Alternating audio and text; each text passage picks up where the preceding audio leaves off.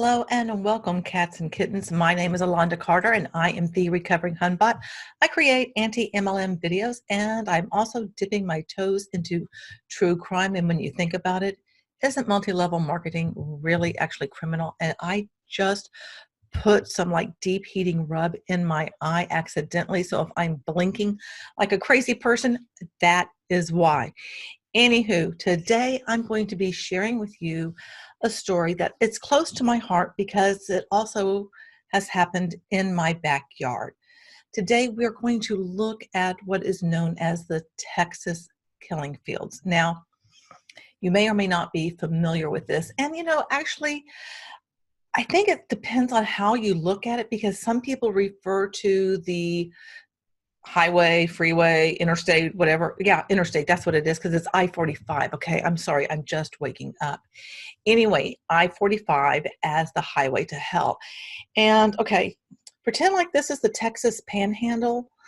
Well, Dallas is located up at the top of Texas, and then Houston, at the Gulf at the bottom on the east side of Texas. So anyway, along 45, there's been so many different bodies found along there. It has received the nickname Highway to Hell. Well, between Houston and Galveston, which is roughly about 50 miles, there's an area known as the killing fields. And that's really what we are going to focus on. Now I'm going to have to issue my standard warning because I want to make sure that you are buckled in and prepared. Warning, the following presentation is intended for mature audiences. It contains graphic descriptions of crime scenes, adult dialogue, and strong language. Viewer discretion is advised. So back to what I-45 is like. Between Houston and Dallas, you do go through towns because, it's grown up a lot, obviously, over time, but there are large stretches of, there's just a great big bunch of nothingness. Just nothing. And there's something to me that's very eerie when you are driving alone on the interstate and you're just, in the middle of nowhere. Because if something happens, what do you do? Now, granted, today we have cell phones and stuff, but there was a time when, that wasn't the case. And I have driven from Houston to Dallas and back. I've also driven from Houston to Chicago, Houston to LA. And it's in those stretches that I always just I would remember about some of the stories that I heard about the Texas killing fields. And I always felt a little bit nervous driving because sometimes, you just never know. Maybe this is just my own mind messing with me. Maybe you have felt that same way that, you just kind of get a little bit freaked out when you're alone on the road. The thing is, the story that I'm going to tell you, most of these crimes, which they're murders, in case you didn't know, they remain unsolved. And for me, that is so very unsettling because I want closure for the families. Now, these killings started in the 70s and they've continued through the 2000s. So, it's not something that was just like, over and done. Now, back in the 70s, there was this, I don't know why either. I haven't really looked at it. But you heard about all these different serial killers, and myself, I've read so many different books on serial killers because I just always want to know, like, how could you do this? Why would you do this? What is going on with people who commit these horrendous acts? And I don't know. I don't have an answer, but I do find it fascinating because you really do peel back just multiple layers. And I always like to look into the person's background. It's like, how were they raised? How are they treated? How is that impacting them in terms of the actions that they are taking? Does that make sense? Okay, my eye feels a little bit better now, by the way. Okay, anyway, so what I'm going to do is I'm going to share the story. Now, the thing is, and this bothers me, there's not a lot of information about the victims, meaning I can't find out, like what books they like to read, what their favorite music is, anything like that. There's not a lot of personal information. And I want to know the victims as people because they were people with families and, they did things like you and me. And there's just not a lot of information. And that just really bothers me. Okay, so back when I was a teenager, I would generally go to the beach called Surfside. When you're in Houston, and I guess this is just my opinion as a native Houstonian, you either go to Galveston and typically to like Stewart Beach, or you go to Surfside. Myself, I chose to go to Surfside because I always found it to be less crowded, and I don't know, it just seemed to be, it fit me more because it really wasn't the popular kids. And I was never one of those people that was like, I guess in the popular bunch, even though I knew them and hung out with some, but I was always kind of like, I guess marching to the beat of my own kind of drum and not really in with the in crowd, the it crowd, you know what I mean? That sort of thing. So anyway, I'd go to Surfside. Now, back in the 70s, of course, I did go to Galveston and I did go to the beaches and everything there. And now along 45 South, which is also known as the Gulf Freeway, there was again, a lot of nothing. Texas is a big state. It's grown up since then a lot, a lot. But typically, once you were out of Loop 610 and started down, 45 South, there was not that much in between Houston and Galveston. Not like there is today, because like I said, it's grown a lot. Now we have a Beltway 8, so now it's like you go 610, then you get out of the Beltway, and there's different exits to like Clear Lake. That's where NASA is, in case you didn't know. And just different little towns along the way you can get to. And I think the last town before Galveston is Texas City. And a lot of the girls, women, they were from around this area. And there's multiple little towns off of 45, further, inland, in from the highway. I don't know what to call that, but they're not right there on the interstate is what I'm saying. So that's basically where everything was happening. The killing fields are basically this area along Calder Road. It ends up being like in a triangle. And when I would, go to Galveston, and I still do this, because the thing is, if you are in the middle of these fields, even today, you can see 45. But the thing is that you could be there and you could scream and pretty much no one's going to hear you, even though there's stuff around, but there's nothing close enough for you to run to. No one close enough to be able to hear you. It's as if you are just, on your own planet. It's just removed enough so that it is remote, even though it's in a populated area. I don't know if that makes sense to you or not. And, I'm envisioning it in my head because you know how you play your own, like, movie in your head. I'm doing that. And I'm going to be showing you different, pictures of stuff. So hopefully the pictures I'm showing you will paint that picture. Now, at the time when these killings started, there was the suspicion that there was a single serial killer. But then over time, because of what was going on, it didn't seem like everything was connected. And it seemed like there were multiple killers, which I think is a little bit, more nerve-wracking than just, one single person, So trying to put together a puzzle with pieces that are not clearly marked, that's what I feel this is all about. And I don't have the answers. I'm just sharing with you the stories of the victims.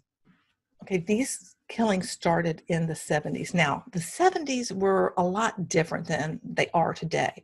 I can remember being a kid in the 70s, and you're just basically told, go outside and play. Come back in, especially during the summer when like the lights are on. And you just like ride your bike wherever. You had a lot more autonomy than, like what goes on today. Everything today seems to be like so planned, you know what I mean?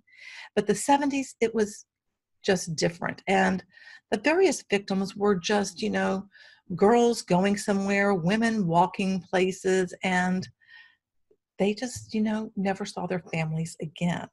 So you need to put this in context in your own mind as I'm talking about these different people, because how the world operates today isn't the way that it operated then.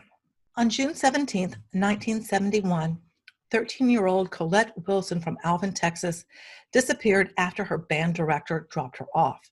Her body was discovered in the Addicks Reservoir, which is in West Houston. She had been shot. Her remains were found mingled with another girl's, Gloria Ann Gonzalez. Years later, Edward Harold Bell, a sex offender and convicted murderer, confessed to killing 11 girls, including Colette. At the time of Colette's disappearance, no one could have predicted that it would be the first of many deaths along I-45. 5 months later, on the night of July 1st, 1971, a young African-American girl of 14 years old by the name of Brenda Jones went missing. Brenda left home to see a relative who was in the Galveston hospital. She never arrived at the hospital, and she was never seen alive again. The following day, her body was found floating in Galveston Bay. She had been shot. A piece of cloth was shoved in her mouth. Overall, it was thought that Brenda was killed by the I-45 serial killer. Now, granted, her body was not found in the fields. However, this is a murder that really sparks the beginning of a long series of other murders. In 1971, 19-year-old Gloria Gonzalez from Houston vanished. Her body was later found near the Addicks Reservoir, 25 yards from where Colette's body was discovered.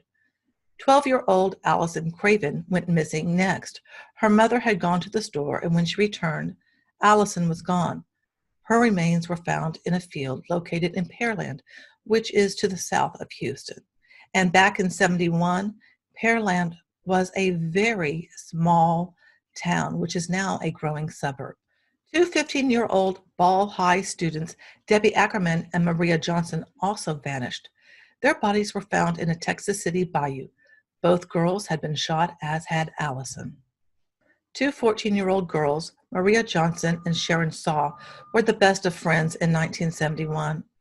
The two girls were last seen in Galveston walking along Seawall Boulevard.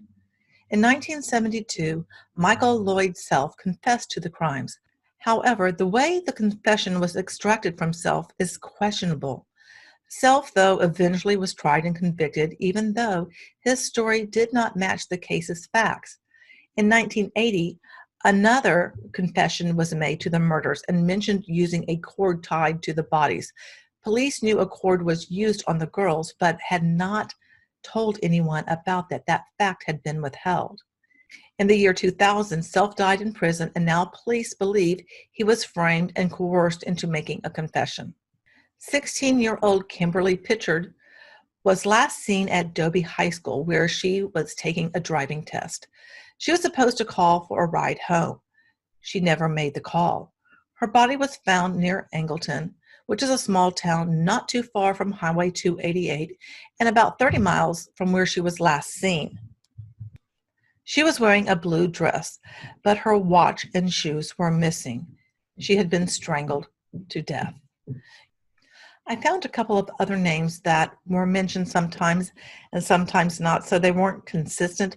But there is a Suzanne Bowers of Galveston who disappeared in 1979, and her remains were found in Alta Loma, Texas. There was also a woman, Karen Pretty, and her two sons who were found murdered by her husband. And so there's some thought that maybe there's a connection there, but I'm really not sure. And like I said, there's, conflicting information. Maybe I didn't look in the right places. I don't know, but these were some other victims around this same time in the 70s. Now we're going to move into the 1980s, and much like the 70s, there's, a lot of different people who were murdered, but there's not a lot known about the cases overall. It has been theorized that 15-year-old Michelle Garvey is a victim of the killing fields. It is thought that she left her Connecticut home through an open window in 1982 and then hitchhiked. A month after she disappeared, her body was discovered. She had been strangled and sexually assaulted. Heidi Villaray Faye, I'm not sure if I said that correctly, don't come at me. Anyway, Heidi was a cocktail waitress, and she disappeared in October of 1983. She was walking from her parents' home to a convenience store. Her remains were found off Calder Road in the fields on April 4th, 1984, by a woman who was walking her dog. The medical examiner said Heidi had broken her ribs and had been beaten to death with a club. The remains were identified as hers through dental records. An unidentified woman with reddish hair that was around 25 years old was found about 50 yards from where Heidi was on February 2nd, 1986. She had a distinct gap in her teeth. She had been shot in the back of her head. 4 boys who were riding their bikes discovered the body. She was eventually identified as Audrey Cook, who had disappeared from Houston. On February 2nd, 1986, the remains of 16-year-old Laura Miller were found 20 yards from where Jane Doe was discovered.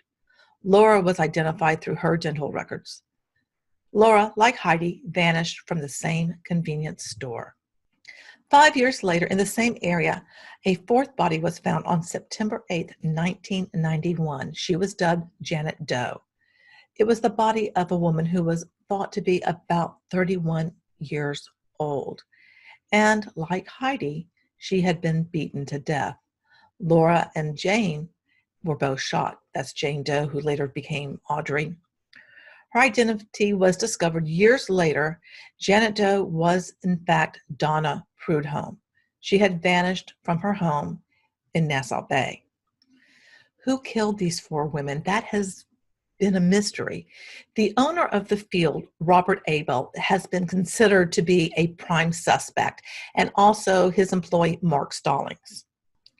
Allegedly, Stallings confessed to one of the murders, but he was never charged with murder himself. Another suspect was Edward Bell.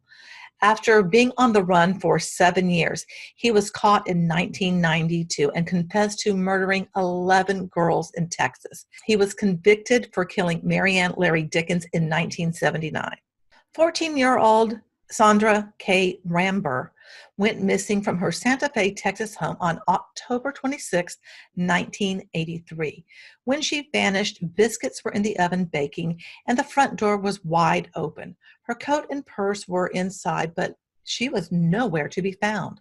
Some attribute her disappearance occurred while she was on her way to school. It is thought that her case may be related to the others that happened along I-45. 19-year-old Shelley Sikes was from Texas City. She worked at Guido's Seafood Restaurant in Galveston. Shelley was a student at the University of Texas, and she was home for the summer. She lived in Texas City, which is not far from Galveston. She disappeared on May 24, 1986, and her blue 1980 Ford Pinto was found the following day south of Galveston along I-45. There were bloodstains on the door and the driver's seat, but no trace of Shelley. Her body was never found. A year later, John Robert King called the police in El Paso and said he and his friend Gerald Peter Zwarsp abducted and killed Shelley. Since her body was never found, both men were charged with aggravated kidnapping and sentenced to life in prison. 22-year-old Suzanne Renee Richardson went missing on October 7, 1988. She attended Texas A&M University in Galveston and worked as a night clerk at Casa del Mar Condos. She had recently moved into an apartment with her brother and studied maritime administration. Suzanne was last seen alive at 6 a.m. by some security guards. Some guests arrived at the condos at around 6:30 a.m. and there was no one at the front desk and there was no sign of a struggle. Suzanne's purse, school books, and car were all left at the condos. Later in the morning, one of her shoes was found in the parking lot. Gabriel Soto, who died in 2002, is suspected in Suzanne's abduction. However, he was never charged. On February 1st, 1996, 14-year-old Lynette Bibbs was with her friend at a teen nightclub and then later went to a motel located on Old Spanish Trail in Houston. Now, just so you have context, Old Spanish Trail, it's not a good area of town even today, and in the 70s it was even rougher than what it is now. 15-year-old Tamara Fisher was last seen with Lynette at that Houston teen nightclub. Lynette and Tamara's bodies were found near Cleveland, Texas, which is about 50 miles north of Houston. Both girls had been shot in the head. A 22-year-old man claimed to have dropped the girls off near the motel on Old Spanish Trail. Krystal Jean Baker was 13 years old in 1996. She vanished after making a phone call from a convenience store. She had been at her grandmother's and had had a fight with her family. She wanted someone to come and pick her up. Her family never saw her again. Her body was found a few hours later in Chambers County. She had been beaten and sexually assaulted, then strangled to death. 16 years after her murder, Kevin Edison Smith was convicted after her dress was resubmitted for DNA analysis. In 2020, the Krystal Jean Baker Act went into effect, and no longer are law enforcement agencies required to wait for a conviction to collect DNA samples. Now DNA is collected for a qualifying felony. And as a side note, Krystal Jean is related to Norma Jean, aka Marilyn Monroe. Marilyn Monroe was her great aunt, and I put a couple of pictures of Krystal along with Norma Jean side by side, and there is a family resemblance there. 12-year-old Laura Kate Smither loved to dance. She lived in Friendswood and told her mom she was going to go out for a job. 17 days later, her nude body was found decapitated in Pasadena. One of her feet still had a sock on it. Lamarck resident 17-year-old Jessica Kane left Bennigan's near Baybrook Mall in Clear Lake and was never seen again. She had been driving her dad's truck. It was found abandoned along the Gulf Freeway. For weeks, people looked for Jessica but had no luck. Then, in February of 2016, in a field in southeast Houston off of East Orem Drive, which was being searched by investigators, something was discovered. William Reese was with the investigators and thought to be connected with her disappearance. Human remains were found on May 20th, 2016, and they were identified as Jessica's. Reese was indicted for her death September 1st, 2016. 57-year-old Tot Harriman was last seen driving her Lincoln Continental from League City on July 12, 2001. She was visiting her family in the Houston area and was looking for a new home. Neither she nor her car were ever seen again. 23-year-old Algoa resident Sarah Trusty was last seen riding her bike on July 12, 2002. The next morning, the bike that she rode was found in a church's foyer. Her wallet and purse were left in her travel trailer, and her cell phone was found in her home. 2 weeks later, her body was discovered on the Texas City Dike.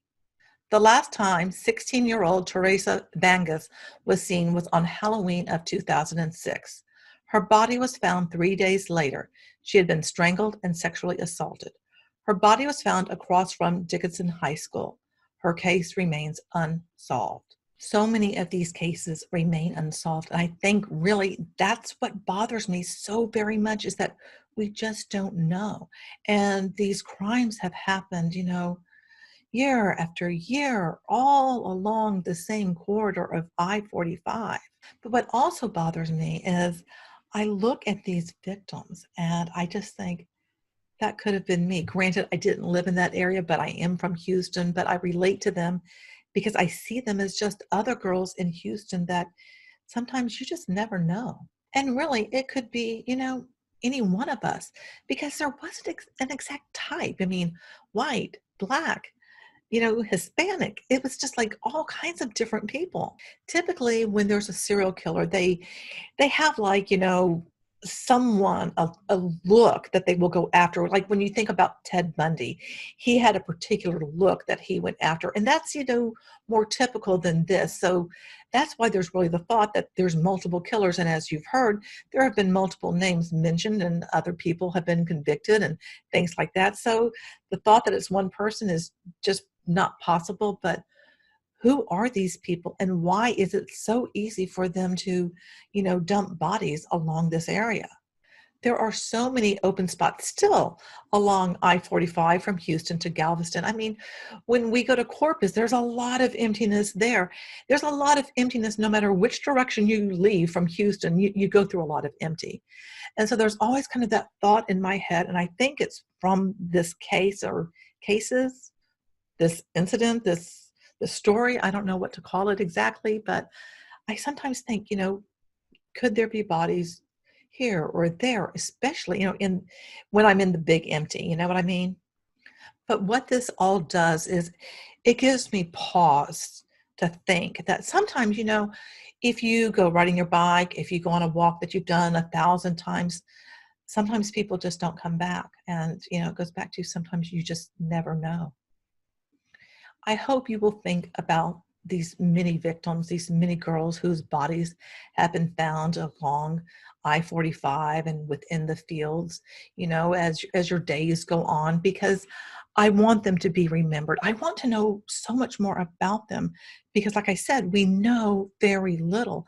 I want to know what their favorite music is. I want to know, is there a particular flower that they love? I want to know, do they like to dance? I want to know them as a person and not just this little blurb about them as a victim. I want there to be like a full story about each and every single one of these women, girls. I really want that, and we just don't have that.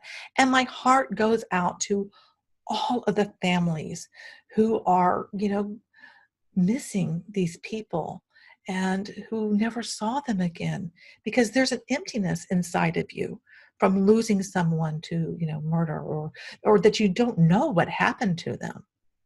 Now, just so that you know, in 2011, the movie The Texas Killing Fields came out, and it's loosely based on everything that I've told you. Jeffrey Dean Morgan, who's in The Walking Dead, and I love The Walking Dead, he is in it along with an actor that was in Avatar, and I never can remember his name, so you'll just have to check it out. So if you're interested in just kind of, seeing what it's like along, the Gulf Freeway, along I-45, along where these fields are, like what I've told you, check out that movie. I think you can rent it on Amazon. I'm not certain, I'm really not. Anyway, I hope that you've enjoyed this story, and I know it's like really sad, and I know there's not a lot of answers to any of this, but be careful out there, and keep people alive by your memory. Just knowing about these women, to me, keeps their memory alive. I just so wish I knew more about them. I want to know more about their lives. And that's we just don't know. It's just not out there. Maybe their families wanted that private. I don't know. But I really wish I knew more about them, because that to me would be more satisfying, to know what kind of people they were. And I just think each and every single case is so incredibly sad, because most people were very young. Even Tot, she was in her 50s. I'm in my 50s. You're still young, but there's some girls that were like 12 years old. I mean, it's just horrendous to think that they never got to see their families again. They never got to grow up. They never got to, live a full life. And I never know how to end these videos when I do true crime. So I guess I don't really have anything else to say. So I guess I'll see you next time, and toodles.